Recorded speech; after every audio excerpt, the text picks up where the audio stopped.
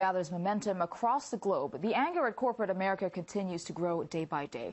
And for more on this, let's talk to Curtis Ellis, the executive director at the American Jobs Alliance. Mr. Ellis, has there been any indication that the White House is going to listen to the Occupy Wall Street protesters and take action against the big banks? No. The White House is paying lip service to the concerns of the protesters and the unemployed, but we see exactly the opposite in the way of action.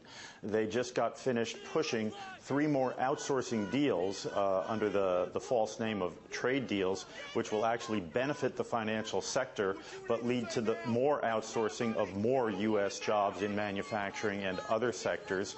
And we also just saw yesterday that the U.S. Justice Department made a settlement with Citibank. Citibank defrauded investors in the collapse of the mortgage industry, but there were no criminal charges brought. Citibank paid $250 million, but they got a slap on the wrist for a fine, and no one went to jail. This is not taking action against the big banks. Okay, and we just heard, at least in the story that we heard earlier, Wall Street bankers, say protesters should be thankful to banks for creating jobs during the recession. But have they actually done this? And I think more importantly, was there any significant contribution from in terms of creating jobs? Wall Street not only did not create jobs, they are directly responsible for the unemployment crisis in America.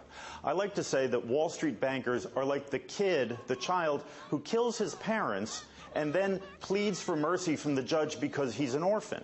The Wall Street bankers actively pushed corporations to outsource jobs and move production from America to third world countries and to China. They counseled corporations, they told corporations, cut costs by cutting your U.S. payroll, and then move those jobs to China, to Vietnam, to Indonesia, to all of these countries where they can pay pennies on the dollar. This will look like you're a cost cutter. It'll boost the stock price, and it'll make your quarterly earnings report look good.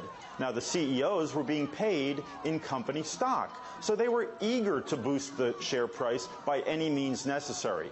What they did is they destroyed the American economy, they destroyed the dreams of American workers by taking their jobs away, but at the same time, they were destroying the customers who bought from companies, the taxpayers who pay taxes into the U.S. Treasury, and they were destroying the incomes of homeowners who could no longer pay their mortgages, and hence we got a mortgage crisis. So the Wall Street companies are directly responsible for this unemployment crisis. They have not only not created jobs, they are responsible for destroying jobs in the United States, and that's what the protesters are really protesting about. They have no jobs. If they had jobs, there would be no financial crisis and there would be no protesters. Okay, well, Mr. Ellis, we've seen this movement go from a few people in New York City to becoming a worldwide protest against the so-called 1% of the world's richest. Now, do you think the movement is on its way to becoming something even bigger? How much bigger can this get? Well, we see in Greece today that it's quite big. That's not going away.